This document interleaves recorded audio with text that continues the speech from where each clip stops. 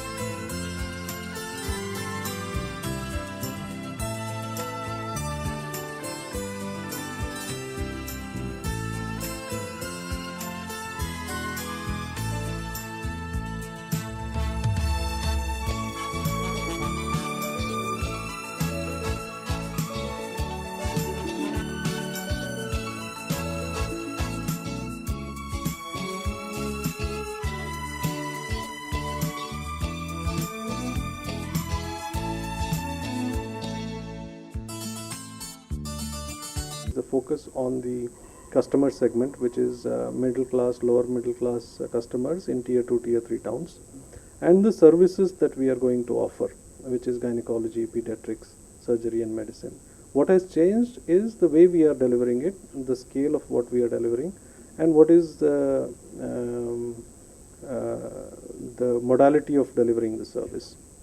So, to sum up, our model today revolves around setting up high quality medium-sized hospitals, which are anywhere between 50 to 70 beds in tier 2, tier 3 towns, which address about 60 to 70% of the local community's healthcare needs. Very broadly, what I would say is the emphasis is on focusing on a few things and doing that well, and then trying to do away with unnecessary investments wherever it is not required, and focusing on high volumes. These are the three tenets of our model. And how we do it is, we like Viru said, we don't buy buildings, we don't construct them, we take existing buildings which we can fit up as hospitals. We even go to the extent that there is, if there is an existing hospital which is not either utilized to its maximum capacity or can be upgraded, we take that facility which already has the investment built in. Then we specialize in services which we can drive in the local community, meaning we focus on these four basic specialities which 80% of the local community will need. So we ensure that there is a high utilization of our services, which means that your productivity per doctor is very high. So your cost, majority of your cost being fixed, that helps us to reduce our ultimate cost to the customer.